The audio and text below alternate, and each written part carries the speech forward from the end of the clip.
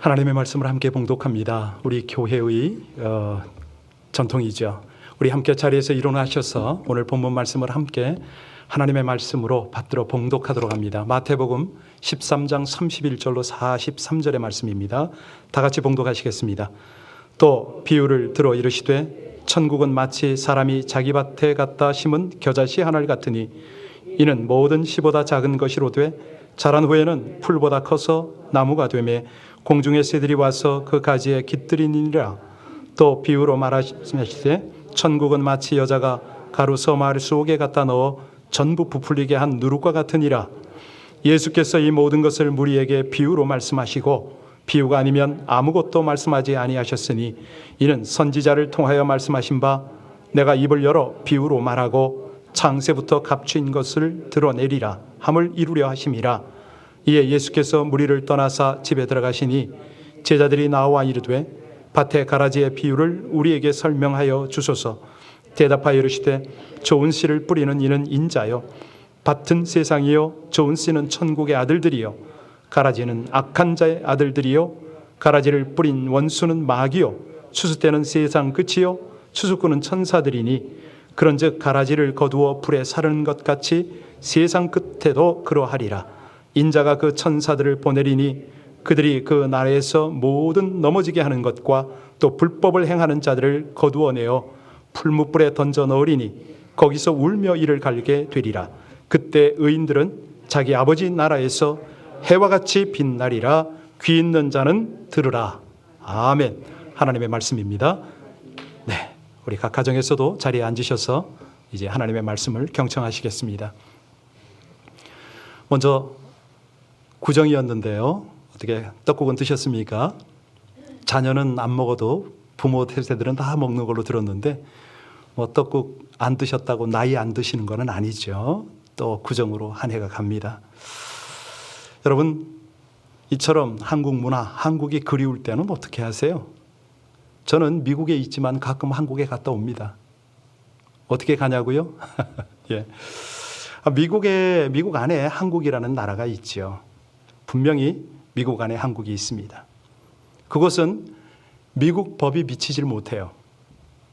미국 경찰이 마음대로 할 수가 없어요. 한국 법만 따라요. 어디죠? 예, 맞습니다. 대사관이에요. 한국 대사관, 한국 영사관. 분명히 미국 땅이지만 한국 정부의 통치를 받는 그곳. 만약에 범죄한 죄수라도 한국 대사관 안에 들어가면 미국 경찰이 어떻게 할 수가 없어요. 마음대로 들어가지도 못해요. 한국 정부에게 협조를 요청할 뿐입니다. 모든 나라 대사관이 다 그렇죠. 예. 천국을 설명하려고 이렇게 장황하게 한국 대사관 이야기를 했네요. 마태복음 13장이 어떤 장이다? 천국장. 된장 아니고 천국장 아니고 천국장. 예. 일반적으로 우리가 생각할 때 천국 그러면 죽으면 가는 것. 맞죠? 예수 믿고 구원받는 사람들은 분명히 멸망당하지 않고 천국, 곧 하나님 나라에 갑니다. 그런데 또 다른 천국의 개념을 우리가 이해해야 돼요. 하나님이 주관하시는 하나님의 통치가 이루어지는 그 천국. 우리가 미국에 살기 때문에 미국 법을 지키고 있어요. 그런데 미국 속에 한국의 통치가 이루어진다. 이것이 오늘 본문을 이해할 수 있는 기초가 될 겁니다. 자, 13장이 어떤 장이라고요? 예. 24절로 30절까지는 밭의 가라지 비유를 하셨습니다. 예수님이 이제 천국을 못 알아들으니까 비유로 막 설명을 하세요. 오늘 31절과 32절에는 어떤 비유가 나왔죠? 겨자씨 비유. 33절에는 누룩의 비유. 그리고 44절에 가보면 내일 보시겠습니다마는 감추어진 보화의 비유. 45절, 46절에 가면은 값진 진주. 그리고 47절부터 50절까지는 그물의 비유가 나옵니다. 이 여러 가지 비유를 들어서 우리 예수님이 천국을 설명하시는데 깨달으라 이거예요. 그러면 은혜가 있다. 자, 깨달으러 들어가겠습니다. 우리 31절로 33절 다시 한번 봉독합니다. 31절로 33절까지입니다. 또 비유를 들어 이르시되 천국은 마치 사람이 자기 밭에 갖다 심은 겨자씨 하나를 같으니 이는 모든 씨보다 작은 것이로되 자란 후에는 풀보다 커서 나무가 되매 공중의 새들이 와서 그 가지에 깃들이니라. 또 비유로 말씀하시되 천국은 마치 여자가 가루 서말 속에 갖다 넣어 전부 부풀게 한 누룩과 같다. 혹시 겨자나무를 보신 적 있나요? 겨자나무는 갈릴리 중부 지역에서 많이 자랍니다. 아주 그 자생하는 1년생 식물이거든요. 여러분 1년생 식물이 자라면 얼마나 크겠습니까? 씨의 크기를요 땅에다 뿌려놓으면 육안으로 찾을 수가 없어요. 손바닥에 올려야 보여요. 아주 작은 씨입니다. 그런데 얘가 땅에 심기면 어찌나 빨리 자라는지 하루가 다르게 쑥쑥쑥 자라요.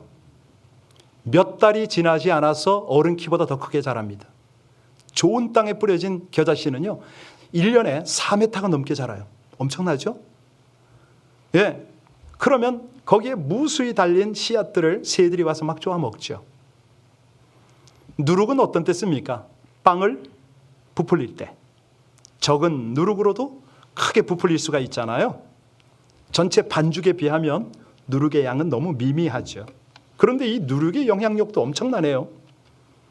반죽의 크기만큼 비교할 수가 없잖아요. 엄청나게 커지잖아요. 자, 그러면 왜 예수님께서 천국을 설명하시는데 이런 비유를 말씀하실까? 오늘 이 비유를 설명하시는 예수님의 목적을 먼저 봐야 되겠죠. 그죠? 목적 34절로 35절이 이 비유를 말씀하시는 예수님의 속뜻입니다. 34절로 35절 말씀 같이 읽습니다. 예수께서 이 모든 것을 우리에게 비유로 말씀하시고 비유가 아니면 아무것도 말씀하지 아니하셨으니 이는 선지자들을 통하여 말씀하신 바 내가 입을 열어 비유로 말하고 창세부터 감추인 것들을 드러내리라 함을 이루려 하심이라. 왜 이렇게 비유를 말씀하셨다고요? 구약의 어떤 선지자를 통하여서도 알리지 않으셨던 이 비밀. 어떤 비밀이요? 천국, 하나님 나라에 관한 비밀을 지금 이제 알려주겠다 이 말씀 아닙니까? 그러면 도대체 비밀이 뭐야? 여러분 뭘 보고 비밀이라고 그러죠? 사람들이 전혀 알지 못하는 거, 예측하지 못하는 거, 이걸 비밀이라고 그러잖아요. 그러니까 이거는 하나님께서 가르치셔야 되는데 가르쳐주지 않았다. 이런 비밀이에요. 영어로는 비밀을 뭐라고 그러죠? 시크릿? 아니, 그렇게 설명하면 안 되고 미스테리. 이렇게 설명해야 옳습니다. 다 맞는데 이쪽으로 조금 더 가까운 말은 미스테리입니다. 사람들이 이해하기 어렵다는 의미에서의 비밀인 거죠. 그러면 도대체 이 말씀은 다 우리가 하나님의 말씀이라고 아는데 왜 이해하기가 어려운 비밀이냐? 왜 어려울까요? 이 말씀은요, 어디에 속했죠? 말씀이 하늘에 속했단 말이에요. 그래서 땅에 사는, 땅의 관점, 땅의 지식으로는 말씀을 몰라요. 예수님이 어디로부터 오셨어요? 하늘로부터 오셨잖아요. 성령으로 잉태가 되셨잖아요. 자, 예수님이 하늘로부터 오셨으니까 어디 걸 가르쳐요? 그렇지요. 말 그대로 천국에서 오셔서 천국을 가르치는 거예요. 그러니까 하늘의 가르침을 나타내니까 땅의 사람들이 볼 때는 이건 시크릿? 아니에요. 미스테리죠. 못 알아듣는 거예요. 예, 이해할 수가 없어요.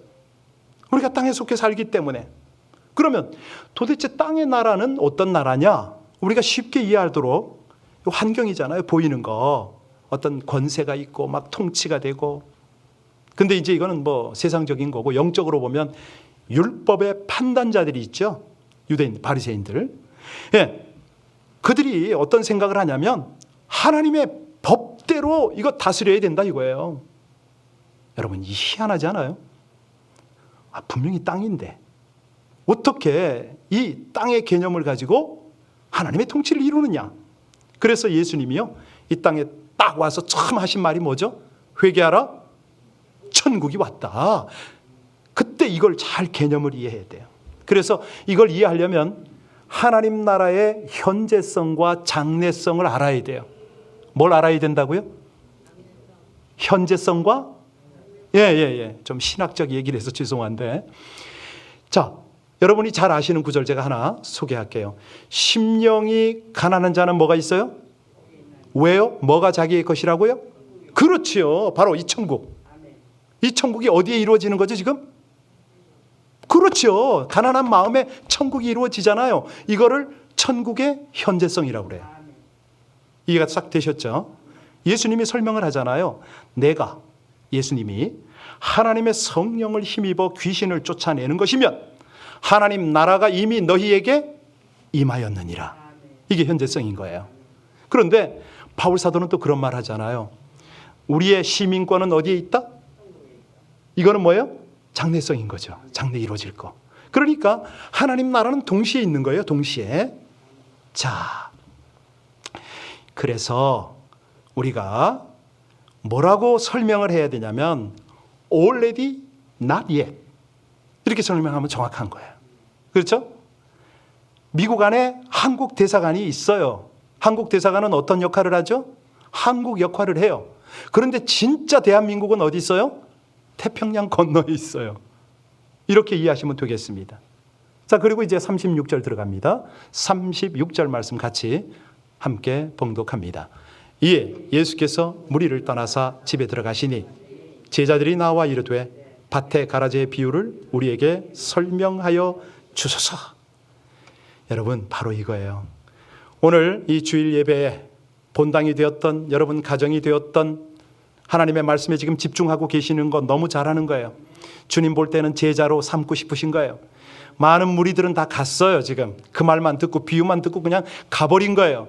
그런데 진짜 제자들은 어디까지 따라왔어요? 집에 들어가시니까 끝까지 따라온 거예요. 왜요? 비유를 설명해 달라고. 듣고 싶다는 거예요. 깨닫고 싶다는 거예요. 여러분 정말 깨닫고 싶으십니까? 오늘 말씀 잘 들으시기 바랍니다.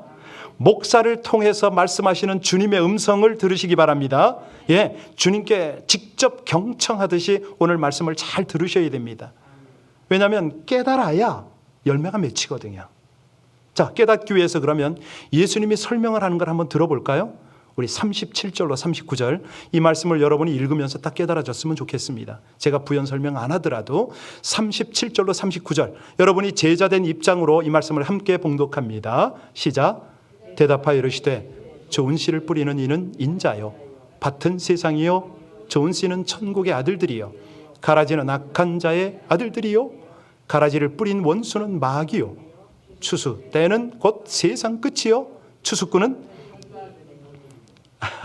어떠세요? 이해하셨어요? 쉽지 않죠? 예. 그래서 목사가 필요하나 봅니다. 자, 하나님 나라의 비밀이 여기서 지금 주님께서 이제 알려주셨어요. 뭐냐면 가라지와 알곡이 함께 있는 게 하나님의 나라다. 이렇게 말씀을 하셨어요. 물론 이제 종말에는 심판하세요. 가라지는 거두어서 불에 태우고 알곡은 거두어서 곡간에 들이잖아요. 그렇죠? 예. 자, 그런데 여러분 생각해 보세요. 그 당시에 유대인들이 생각했던 하나님의 나라가 어떤 나라인지 아세요? 어떤 나라일까요? 메시아가 오면 그 메시아가 어떤 일을 하길 원했어요? 자기들을 로마 정부로부터 해방하길 원했죠. 그죠? 왜? 메시아가 와서 하나님의 심판을 이룰 거기 때문에 당시에 살고 있는 모든 악한 자는 파멸을 해야 돼요. 메시아 때문에 새로운 시대가 열려야 되는 거죠. 악인에 대한 즉각적 심판. 그러면은 온 이방 땅이 두려워서 굴복을 하게 될 거고 영광스러운 다윗의 제국이 완성이 될 거다. 메시아는 다윗의 후손으로 오기 때문에 그때는 하나님의 나라다. 이런 생각을 하고 있었던 거예요. 그래가지고 예수님이 오실 때 누가 그 길을 닦았죠? 요한. 침례 요한이 그 길을 닦았잖아요. 근데 침례 요한마저도 감옥에 갔을 때 시험에 들 뻔했어요. 왜? 자기가 생각했던 하나님의 나라가 이루어지지 않거든. 분명히 예수님을 자기가 소개를 하고 다 했는데 이게 뭐야? 그런 거예요. 메시아로 생각이 안 돼요. 왜? 예수님이 지금도 심판의 때가 아니고 악인과 의인이 함께 있을 때다. 이 말씀을 하셨거든요. 그랬더니 유대인 딸깍딸깍 하면 제가 신경이 너무 쓰여가지고 자, 유대인들이 이게 도대체 이해할 수가 없는 거예요. 아니 생각해 보세요. 어떻게 악인과 의인이 함께 할 수 있냐고요. 더군다나 지금 우리가 메시아의 나라라고 하는데 이게 도저히 이해할 수도 없고 받아들일 수도 없는 거예요. 왜? 가라지가 보면 즉각 뽑아 버려야 되잖아요. 가라지는 독입니다. 나중에 독성분이 있어요. 얘가 자라면은. 예. 그래서 그들이요 딱 보면서 그 생각을 한 거야. 어떻게 이것들이 하나님의 법을 안 지키냐? 율법을 범해 여지없이 뽑아버려야지, 심판받아야지, 이런 생각을 했다는 거예요. 용납 못하겠다는 거죠. 악한 자들을 그냥 방치하는 거는 도저히 있을 수가 없다. 여러분 아시겠습니까? 이런 상황에서 예수님이 지금 천국 비밀을 설명하는 거예요. 이 비밀을 깨닫지 못하니까 예수님이 하신 말씀, 가라지와 알곡이 같이 있는 거야. 내가 재림으로 다시 올 때 완전히 심판해. 이거를 모르니까 유대인들이 어떡하죠? 이게 무슨 메시아야? 네가 무슨 메시아야 하고 예수님을 그렇게 십자가에 달았던 거 아닙니까?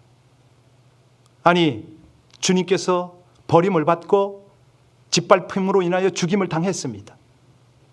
근데 이제 이렇게 상황을 딱 설명하고 31절에 가서 다시 한번 보세요. 그러면 주님께서 이래서 이 말씀을 하셨구나 하고 이해가 돼요. 31절로 다시 돌아가서 우리 예수님의 마음을 가지고 한번 읽어볼까요? 31절 말씀입니다. 같이 읽습니다. 또 비유를 들어 이르시되 천국은 마치 사람이 자기 밭에 갖다 심은 바로 이거예요. 겨자씨. 내가 하나님의 뜻을 이 땅에 펼치러 왔는데 겨자씨로 왔어, 이 말씀이잖아요. 그 팔레스타인 갈릴리 조그만 동네로 겨우 고기 잡는 어부들을 제자 삼았어. 아니 그렇게 손가락질 당하던 세리와 창기 이런 보잘것없는 연약한 사람으로부터 겨자씨 같은 이 일이 시작이 되는 거예요. 바로 여러분 맞지 않아요? 그렇게 시작한 하나님의 나라가 2000년이 지났더니 오늘날 어찌 됐습니까? 온 세계의 가장 큰 종교가 됐잖아요. 기독교가. 대한민국은 얼마나 또 하나님의 은혜를 받고 있습니까? 쓰임을 받고 있습니까? 지금은요 모든 종족으로 성경이 번역이 거의 다 됐어요. 지금 97% 이상 5대양 6대주 거의 모든 지역에 이 복음이 확산된 거예요. 어떤 복음이요? 겨자씨 같은 복음이 이렇게 놀랍게 커졌다니까요. 그러니까 하나님 믿고 하나님 다스림과 통치를 받는 우리 그리스도인들이, 여러분들이, 우리 교회가 세상이 볼 때는 연약해 보여요. 코비드 어쩌고 저쩌고 교회 때문이다 그러면 말도 제대로 못하고 그냥 이러고 있는 것 같아. 그렇지만 우리는 스스로 부끄럽게 여기면 안 됩니다. 왜 그런지 아세요? 40절로 41절 같이 봅니다. 40절, 41절의 말씀을 합독하시겠습니다. 40절. 그런즉 가라지를 거두어 불에 사르는 것 같이 세상 끝에도 그러하리라. 인자가 그 천사들을 보내리니 그들이 그 나라에서 모든 넘어지게 하는 것과 또 불법을 행하는 자들을 하나님 나라가 나타나면, 그러니까 우리 주님께서 마지막 심판하실 때에 완전한 완성의 때가 되면 가라지들은 그때는 용서가 없습니다. 우리는 그때를 보는 거예요. 지금은 억울하게 당하고 짓밟힘을 당하고 예수님처럼 그렇게 고난을 수모를 당해도 그냥 인내하는 거예요. 왜? 하나님의 나라가 올 거니까. 마지막이 되면요 그들을 우리 주님께서 친히 심판을 하시는 거예요. 어떻게 심판하시는지 오늘 본문에 나왔는데 보셨나요? 42절 보세요. 42절 보면은 우리 하나님 이렇게 심판하십니다. 같이 읽습니다. 풀무불에 던져 넣으리니 거기서 울며 이를 갈게 되리라. 이 풀무불은요 영원히 꺼지지 않습니다. 이거 장난 아니에요. 영원히 죽지도 못해요. 그저 하는 일이 울고 이를 갈고 있는 거죠. 자, 그때 정말 의인들, 다시 말하면 하나님의 백성들은 어떻게 산다고요? 43절, 오늘 마지막 절이잖아요. 43절 같이 봉독합니다. 그때 의인들은 자기 아버지 나라에서 빛나리라. 귀 있는 자는 네, 아버지 집에서 어떤 일이 벌어진다고요? 그렇습니다. 예, 우리의 영혼이 빛나고 우리의 모든 삶이 빛나는 거예요. 중요한 거는 우리가 귀가 있다고 다 있는 건 아니거든요. 육신의 귀가 있는 사람이 있고요, 영의 귀가 있는 사람이 있어요. 여러분은 영의 귀를 가졌는데 그렇다면 듣고 깨달아야 되죠. 말씀으로 하나님의 나라를 듣고 어리석은 시험에 빠지지 않아야죠. 이 가라지로 인해서 어려움을 당해도 인내하고 열매를 맺어야죠. 오늘 그래서 이 말씀을 주시는 거 아닙니까? 하나님의 나라가 즉각 도래하지 않았다고 실망하지 말라는 겁니다. 세상에 염려가 많고 유혹이 많고 그래도 그거 따라가느라고 주를 배반하지 말라는 겁니다. 악의 행행을 하고 정말 온갖 어려움이 있어도 회의하거나 낙담하지 말라는 거죠. 왜? 그렇게 고난을 잘 견뎌내면 정금이 되어서 천국에서는 뭐처럼 빛난다고요? 해같이 빛나리. 해같이 빛나리. 그러니까 영원한 영광이 바로 하나님이시거든요. 영원한 하늘나라에서 그 영원한 영광에 함께 참여하게 된다는 겁니다. 지금 비록 연약하고 초라하고 부족한 모습이지만은 그 속에 겨자 씨앗이 있고 누룩이 있다는 거예요. 여러분, 하나님 나라의 영적 원리 여러분들이 너무 잘 아시죠? 하나님 나라는 낮아지면 하나님이 높이시잖아요. 나중된 자도 먼저 될 수가 있잖아요. 약할 그때가 곧 강함이잖아요. 네, 그렇습니다. 우리 하나님께서요, 약한 자를 통해서 강한 자를 부끄럽게 하세요. 하나님께 아름답게 쓰임받은 인물들을 한번 보실래요? 사실이요, 그들이 결코 훌륭한 조건을 갖추고 있질 못했습니다. 삭개오는 뭐가 작아요? 예, 세리인 마태는 어떤 그 조건에 살았어요? 마태, 오늘 복음을 쓴 이 마태는 탐관오리였잖아요. 수가성 여인은 어떤 신분이었습니까? 왕따 받던, 왕따 당하던 그런 인생이잖아요. 뭐 다윗도 그렇고 아브라함도 그렇고 다 그래요. 내세울 것이 없는 초라한 사람들이었어요. 그럼에도 불구하고 그들은 말씀을 붙잡고 예수님을 따라서 다시 일어선 거죠. 겨자씨가 그 누룩 같은 인생이 세상이 감당치 못할 사람들이 된 거예요. 거룩한 복음의 영향력을 나타내는 거죠. 지금도 마찬가지입니다. 미얀마를 비롯해서 온 열방 중에 있는 성실한 선교사들 보세요. 정말 그 땅에선 초라한 모습이지만은 하늘나라에서는 해같이 빛나는 사람들 아닙니까? 32절 보겠습니다. 32절 같이 봉독하십니다. 32절입니다. 시작. 이는 모든 씨보다 작은 것이로되 자란 후에는 풀보다 커서 나무가 되매 공중의 새들이 와서 그 가지에 그 작은 씨가, 눈에 보이지 않을 그 작은 씨가 땅에 심기워져서 큰 나무가 되었습니다. 그런데 어느 날 한 마리 새가 날아왔네요. 조금 있다 보니까 친구들이 날아오네요. 점점 가족과 친지까지 다 날아와서 셀 수 없는 새들이 그 나무에서 막 먹고 아름다운 노래를 하고 노는 거예요. 작은 겨자씨 한 알이 수많은 새들에게 편히 쉴 수 있는 안식처와 놀이공간을 제공해 준 거죠.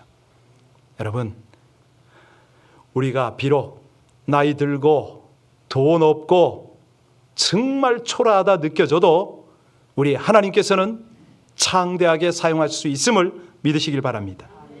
우리 자녀가 똑똑하지 못하고 좋은 학교 못 갈 것 같아도 우리 하나님께 붙들리면 창대하게 될 것을 믿으시기 바랍니다. 우리 아이들이요, 우리 청년들이, 우리 학생들이 너무 고마운 게 주 안에 있는 거예요. 하나님의 비전으로 날마다 양육을 받는 거예요. 예, 저들을 보세요. 믿음의 눈으로 보세요. 번창할 것을 믿음으로 보면 가슴이 뛰지 않습니까?